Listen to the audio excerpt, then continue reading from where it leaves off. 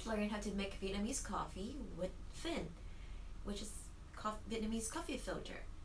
The fin comprises three compartments: the chamber, the temper to press down the coffee, and the lid to retain the heat of the water while it's dripping. The fin is really a great solution for sustainable brewing because you don't have to waste paper filter whenever you're done with brewing, and also it's compact, great for travel. All the coffee samples you receive in the tasting kit is good for fin brewing. However, for this class specifically, I recommend Saigon Traditional Blend. This blend contains 85% Robusta and 15% Arabica, roasted almost to the dark level. This will give you the closest taste to the traditional Vietnamese style coffee, cafe fin. Before using the fin, make sure that you clean it with hot water. There's no residues or dirts on the fins.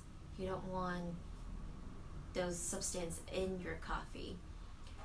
And then you open the coffee bags, placing 20 grams of coffee grounds to your fin.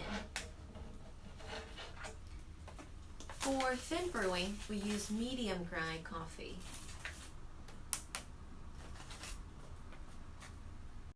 Once done placing the coffee grounds into the fin, 20 grams of coffee, you give it a gentle stir, shake like this, to even out the surface of the coffee grounds.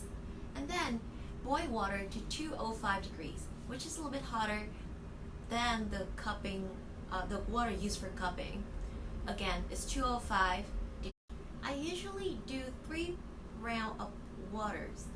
The first round is the purpose is just to saturate the coffee with some water to help its expand and blooms.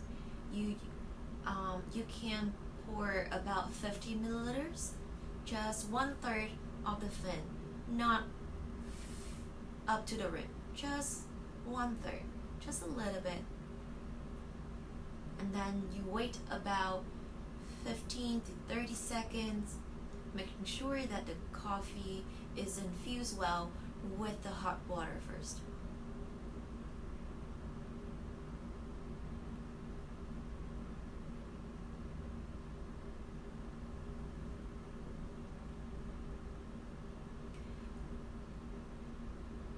You can start pouring the water again when the drip stops.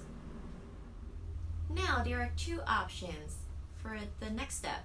You can put this temper inside the chamber, press it down, or you can skip it. Make the coffee like you always do with the pour over. I would choose to press it down because I want to enhance the strength and boldness in the coffee flavors. Press it tight enough, not too tight because it will significantly slow down the drips. You will learn how to adjust it after a few attempts. Okay, and then you pour the water up to the top. Fill it up with water. Cover with lid.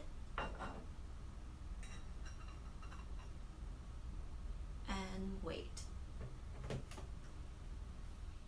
So this is the right speed of drippings that we are looking for. Not too fast, not too slow.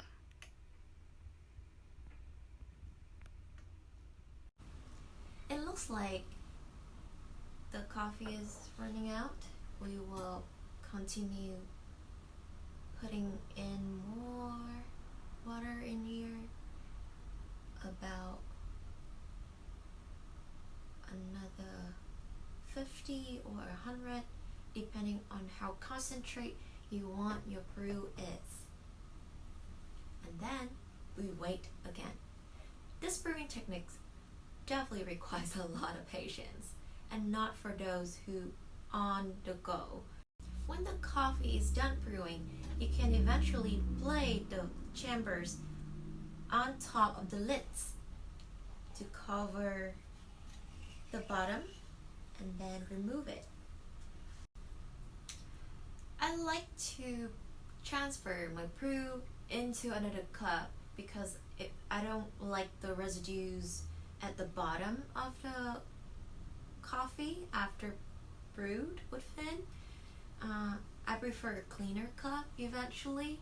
However, you can just drink straight from here if you don't mind about that. And then I will put condensed milk into the serving glass. Put as much as you like.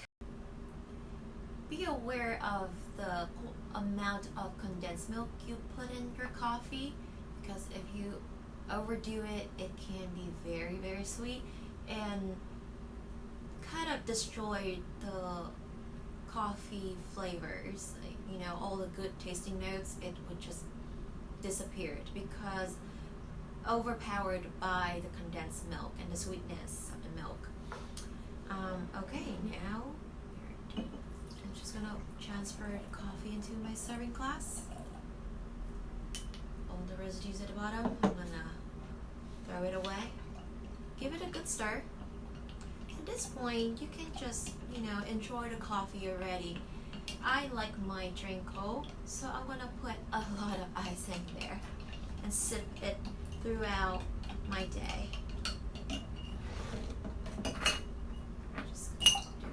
Now we're done.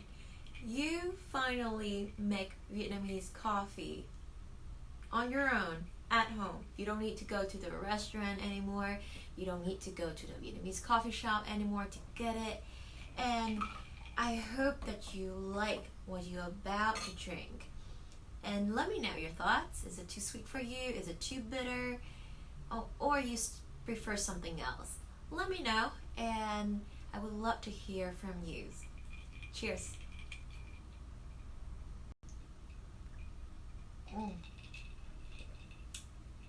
It definitely gives me a sugar boost for the day. And remember, there are variations of Vietnamese coffee brewing out there. You can try it out as well. There's not really a right or wrong way to do it. Just a way that works for you, works for your taste.